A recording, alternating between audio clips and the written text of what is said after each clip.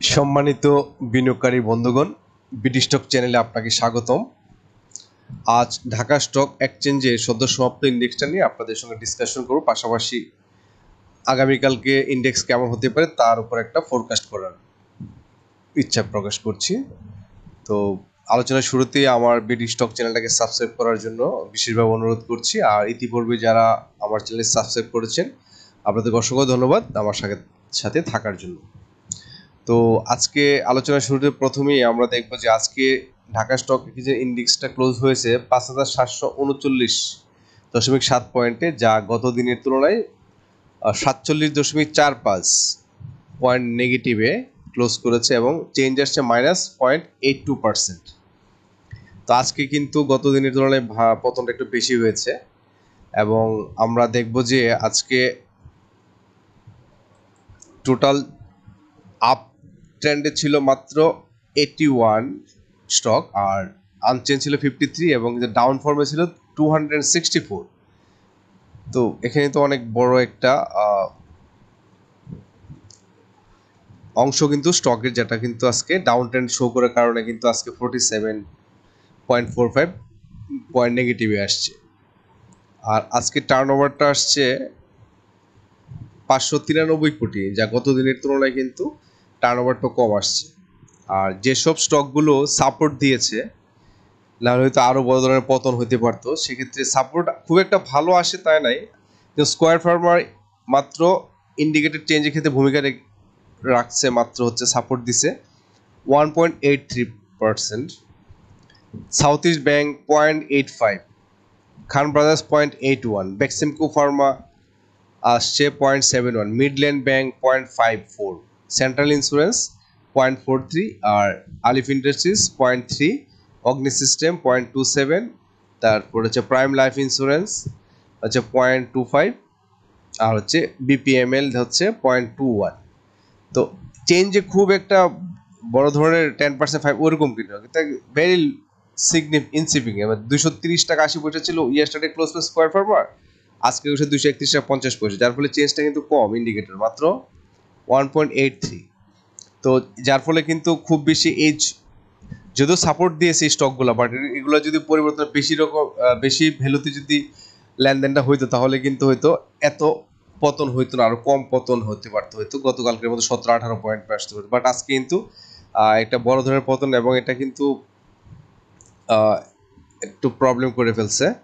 তো যাই হোক, আর হচ্ছে যেসব স্টকগুলো বেশি পরিমাণ সিগনিফিকেন্টলি যে পুলিং ডাউন করার ক্ষেত্রে রুল প্লে করছে, সেগুলো হচ্ছে ইসলামী ব্যাংক -5.23%, আর BRAC Bank -3.49, Renata -3.48, UCBL -3.35, Olympic -2.93, City Bank -2.57, MJLBD -2.1, GP -1.9, BATBC -1.63, Robi -1.44। অর্থাৎ আমরা দেখতে পেলাম যে পোলাররা কিন্তু খুব ইনসিগনিফিকেন্টলি কিন্তু পজিটিভিটি শো করতে পারছে, সাপোর্ট দিতে পারছে, বাট যারা ফলিং ডাউন কিন্তু খুব বেশি হওয়ার কারণে কিন্তু আজকে এত 47 কিন্তু মাইনাস হয়ে গেছে। তো এই স্টকগুলো যদি আগামীকালকে যদি এরা ভালো পারফর্ম করতে পারে, অর্থাৎ বাই মোডে যদি আসে, বায়ার পাওয়া যায়, তাহলে কিন্তু সিগনিফিকেন্টলি আমি মনে করি যে এখানে একটা ভালো একটা চেঞ্জ আসবে। আর তাহলে আমরা সরাসরি ইন্ডেক্সে চলে যাই, দেখবো যে আসলে ইন্ডেক্সটাতে আগামীকালকের জন্য কি ধরনের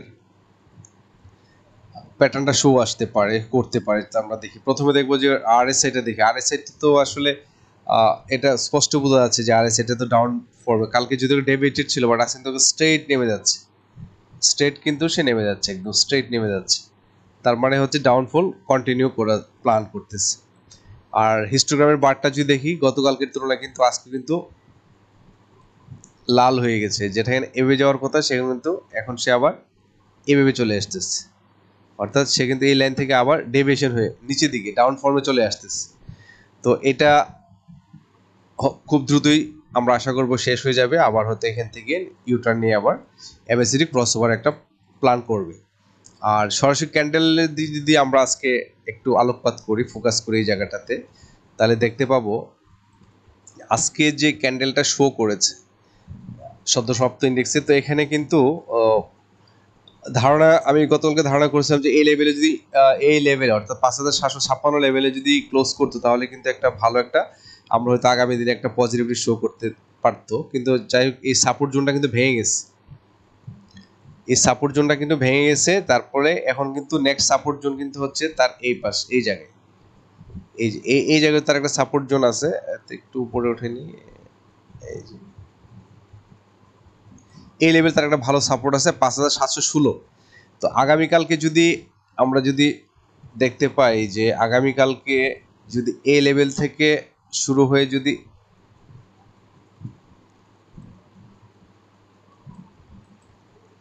এই লেভেলে যদি আজকে যেখানে ক্লোজ করেছে অর্থাৎ 5739.1 পয়েন্টে আজকে ক্লোজ 5739.1 পয়েন্টে ক্লোজ করেছে, আর জাগত তুলনায় 47.5 পয়েন্ট নেগেটিভ। তো সেক্ষেত্রে এখান থেকে যদি আগামীকাল শুরু করে 5739 শুরু করে যদি 5739 থেকে শুরু করে যদি 5716-তে এসে ক্লোজ করে এটা, অথবা 5716 থেকে যদি ওপেন করে 5739-এ ক্লোজ করে, তাহলে কিন্তু আগামীকালকে পরের দিন আগামীকাল তাহলে কিন্তু আমরা পরের দিন থেকে আমরা একটা পজিটিভ ক্যান্ডেল আমরা দেখতে পাবো, অর্থাৎ কারেকশন শেষে নতুন করে একটা আপট্রেন্ড নেওয়ার একটা প্ল্যান হতো করে ফেলতে পারবে এখান থেকে, এ লেভেল থেকে। দুইটা অপশন হতে পারে, এখানে হচ্ছে যে 5739 থেকে ওপেন করে 5716-তে ক্লোজ করা, আর একটা হচ্ছে 5716 থেকে ওপেন করে 5739-এ ক্লোজ করা। যদি এই ক্যান্ডেলটা যদি গ্রিন ক্যান্ডেল হয় তাহলে তো আমাদের জন্য খুবই ভালো একটা ক্যান্ডেল হবে এটা, গ্রিন ক্যান্ডেল। আর যদি রেড ক্যান্ডেলও হয় তাহলে আমরা ধরতে পারবো যে হ্যাঁ এখান থেকে একটা সুযোগ আছে আপট্রেন্ড যাওয়ার, অর্থাৎ কারেকশনটা কিন্তু আমার ধারণা যে আগামীকালকে এই কারেকশনটা শেষ হয়ে আমরা একটা হয়তো আগামী সপ্তাহ প্রথম থেকে আমরা হয়তো দেখতে পাবো যে স্টকটি ইন্ডেক্স কিন্তু আবার মূল ধারায় ফিরে যাবে, অর্থাৎ এখান থেকে কিন্তু আপট্রেন্ড নিয়ে প্ল্যান করতে থাকবে। এবং এই কারেকশনগুলো কিন্তু আসলে দরকার আছে, ক্ষুদ্র ক্ষুদ্র কারেকশনগুলো হলে হয় কি পরবর্তীতে কিন্তু ইন্ডেক্সের কিন্তু পেজটা ঠিক থাকে, অর্থাৎ স্ট্রেংথ ঠিক থাকে। আর যদি একটানা বাড়া পরে কিন্তু সিগনিফিকেন্টলি কিন্তু ফলিং ডাউন হয়, বাট এখানে কিন্তু ফলিং ডাউনটা হচ্ছে কিন্তু একটু, এখানে ফলিং ডাউন কিন্তু হচ্ছে একটু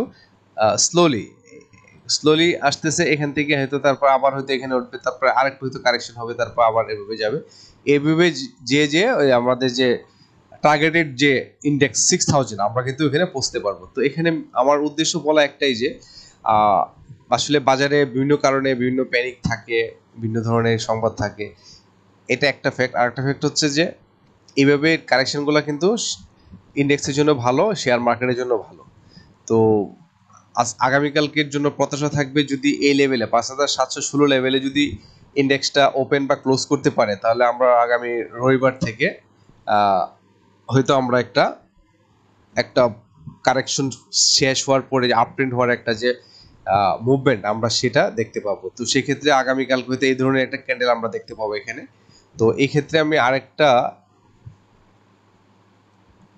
করব, সেটা হচ্ছে যে হেকেনেশি ফর্মুলা কি বলছে, হেকেনেশি কিন্তু বলতেছে যে আগামীকালকে কিন্তু বায়ারদের প্রচুর চাপ থাকবে, আগামীকালকে বায়ারদের প্রচুর চাপ থাকবে, যার ফলে কিন্তু আগামীকালকে বাজারটা গ্রিন হওয়ার সম্ভাবনা অনেকটাই বেশি। তো সেই কারণে আমারও ধারণা যে আগামীকালকে থেকে কারেকশনটা শেষ হয়ে নতুনভাবে একটা পজিটিভ ট্রেন্ড মার্কেট শো করতে যাচ্ছে, এটাই হচ্ছে এখান থেকে আমরা ধারণা পাচ্ছি। তো সেক্ষেত্রে আমরা ধরে নিতে করতে পারি যে 5016 থেকে স্টার্ট হয়ে বা 15 থেকে স্টার্ট হয়ে কিন্তু 5739 হতে ক্লোজ করতে পারে, এবং তখনই কিন্তু আমরা একটা পজিটিভ ক্যান্ডেল আমরা হয়তো এখানে দেখতে পাবো, অর্থাৎ গ্রিন ক্যান্ডেল, অর্থাৎ কারেকশন শেষে আমরা দেখতে পাবো যে এখানে একটা নতুন করে আবার আপট্রেন্ডের একটা প্ল্যান করতেছে। তো এই ছিল হচ্ছে আজকের স্পেশালি ইন্ডেক্স নিয়ে কথা এবং আগামীকালকের জন্য ফোরকাস্ট। আর একটা মেসেজ হচ্ছে বাজারে অনেক ধরনের প্রপাগান্ডা থাকবে, তবে আমি আপনাদেরকে বলবো যে আসলে প্রপাগান্ডা দিকে না তাকিয়ে আপনি আপনার স্টক নিয়ে চিন্তা করেন, কারণ অনেকেই বিভিন্ন প্ল্যান প্রোগ্রাম করে কিন্তু চাবে যে এখন স্টকটাকে ফেলে দিয়ে একটা লো প্রাইজে নিয়ে নতুন করে কেনার একটা প্ল্যান করবে। সেক্ষেত্রে অনেকে দেখা যাচ্ছে যে অন্যকে ফলো করে বা কোনো মেসেজ শোনার পরে দেখা যাচ্ছে যে প্রোডাক্ট স্টকটা সেল করে দিয়ে প্রাইসটা কিন্তু ফল করাচ্ছে, ওই স্টকটা কিন্তু আবার একদিন পরে আবার আবার ওই দিনই হয়তো দেখে যাচ্ছে, সকালে ফল করলো আবার আপনার এন্ড অফ দ্য টাইমে গিয়ে সে আবার বাই করতেছে।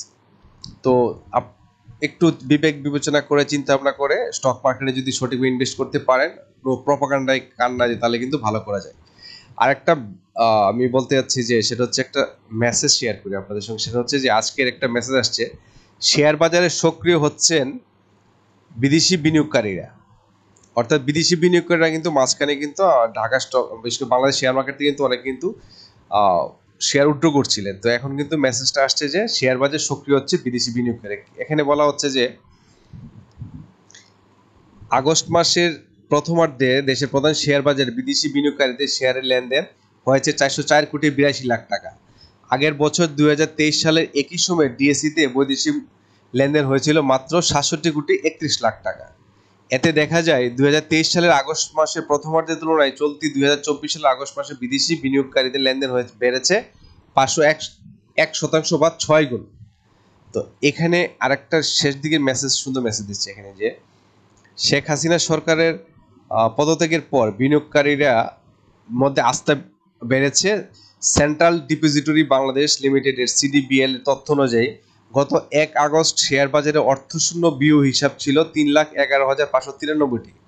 অন্তর্বর্তীকালীন সরকার দায়িত্ব নেয়ার পর অর্থশূন্য বিনিয়োগ হিসাব অনেক কমে এসেছে।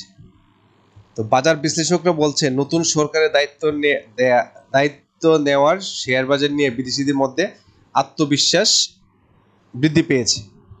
ব্যাংক খাতে সংস্কার, বৈদেশিক মুদ্রার বাজারে স্থিতিশীলতা এবং মানসম্পন্ন কোম্পানির শেয়ারের দাম বেড়ে যাওয়ার কারণে শেয়ার বাজারে আস্থা ফিরেছে বিনিয়োগকারীদের। বাজার সংশ্লিষ্টরা বলছেন নোবেল বিজয়ী অধ্যাপক ডক্টর মোহাম্মদ ইউনূসের নেতৃত্বে নতুন অন্তর্বর্তী সরকারের দায়িত্ব গ্রহণের পর দেশি বিদেশি বিনিয়োগকারীদের মধ্যে আস্থা উল্লেখযোগ্যভাবে বৃদ্ধি পেয়েছে।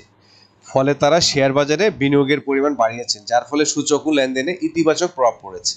এই নিউজটা আপনাদের সঙ্গে শেয়ার করার উদ্দেশ্য একটাই যে আপনাদেরকে কনফিডেন্স দেয়া যে বাজারে কিন্তু দেশি আমরা যারা বিনিয়োগকারী আছে তারা তো আছে, পাশাপাশি বিদেশিরও কিন্তু এখন যথেষ্ট কনফিডেন্স পাচ্ছে মার্কেটে ইনভেস্ট করার জন্য। আর যার ফলশ্রুতিতে এই নিউজটা কিন্তু আসছে শেয়ার নিউজে, আজকের 4 সেপ্টেম্বর নিউজটা। এই জন্য আপনাদেরকে শেয়ার করা, হয়তো এই নিউজটা আপনাদেরকে একটু পজিটিভিটি মার্কেটের প্রতি করতে সহযোগিতা করতেও পারে। তো যাক, এনিহাও, তো যা বলছিলাম, তো আমাদের প্রেডিকশনটা হচ্ছে আগামীকালকে কারেকশন শেষ হয়ে আশা করব যে মার্কেটটা আপট্রেন্ডে যাওয়ার যথেষ্ট প্ল্যান করবে এবং আগামীকালকে বায়ারদের যথেষ্ট চাপ থাকবে মার্কেটে। তো ধন্যবাদ সম্মানিত বিনিয়োগকারী বন্ধুগণ। তো আজকে আলোচনা এখানেই শেষ করব। আলোচনা শেষে আমি আবারও রিকোয়েস্ট করবো আমার বিডি স্টক চ্যানেলটাকে সাবস্ক্রাইব করার জন্য। আর আগামীতে নতুন কোনো টপিক নিয়ে আপনাদের সঙ্গে হাজির হব। ততক্ষণে সবাই ভালো থাকবেন। আসসালামু আলাইকুম।